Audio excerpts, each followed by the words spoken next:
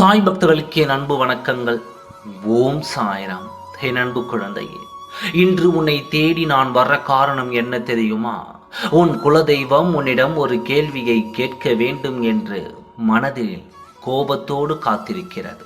உன் குலதெய்வத்தின் மனதை குளிர வைத்தால் தானே இப்பொழுது இருக்கும் பிரச்சனைகள் தீர்க்கவும், இனிமேல் உனக்கு வரக்கூடிய எதுவாக இருந்தாலும் நல்ல முறையில் கிடைக்கவும் உன் குலதெய்வத்தின் ஆசி உனக்கு வேண்டும் அல்லவா?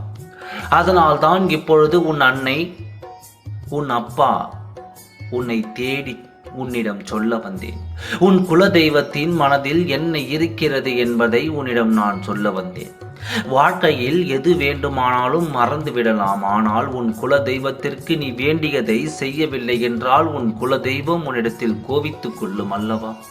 அந்த கோபத்தை தீர்க்கும் இடத்தில் தானே நீ இருக்கிறாய். உன்னிடம் குலதெய்வம் கேட்க வேண்டிய கேள்வி என்ன தெரியுமா? எத்தனை கவலை வந்தாலும் கஷ்டம் வந்தாலும் உன்னிடம் நான் இருக்கிறேன் என்று உன்னிடத்தில் சொல்லிதானே உன் இல்லத்தில் நான் இருக்கிறேன். உன் காரியத்தை என்னிடத்தில் நீ ஒப்படைத்து விட்டால் பிறகு நீ அதை பற்றி கவலைப்படக்கூடாது. ஆனால் மீண்டும் மீண்டும் அதை நினைத்து நீ வருத்தப்பட்டு கொண்டு நடக்குமா நடக்காதா என்ற உன் நம்பிக்கை இல்லாத பேச்சுகளுக்கு என் மனம் வேதனைப்படுகிறது.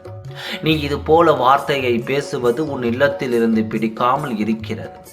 என் மீது நம்பிக்கை வைத்து விட்டால் முழு நம்பிக்கையோடு நீ இருக்க வேண்டும். ஆற்றில் ஒரு கால் சேற்றில் ஒரு கால் என்பது போல என்னிடம் சொல்லியும் என்னை நம்பாமல் உன் மனதில் குலுங்கிக் கொண்டு இருந்தால் உன் அப்பாவுக்கு என்ன மதிப்பு? நீ வைத்த கோரிக்கைகளை நான் கேட்கவில்லை என்றும், நான் நினைத்து பார்க்கவில்லை என்றும், அதை செய்ய மாட்டேன் என்றும் நீ நம்புகிறாயா? நீ எதை நம்புகிறாய் என்பதை எனக்கு தெரியாது. ஆனால் அதை எனக்கு தெரியப்படுத்து குழந்தையே. முதலில் யார் மீதும் நம்பிக்கை வைக்க வேண்டும். அந்த நம்பிக்கைக்கு அவர்கள் தகுதி அற்றவர்களா என்று பார்க்க வேண்டும். உன் குலதெய்வமாகிய நான் உனக்காகவே, உன் குழந்தைக்காகவே இருக்கிறேன் அல்லவா? அதை மறந்து நீயே என்னோடு நம்பிக்கை இல்லாமல் இருக்கிறாய். நீ நம்பிக்கையோடு இருந்து பார், நல்லதே நடக்கும். ஓம் சாய்ராம். நன்றி, வணக்கம்.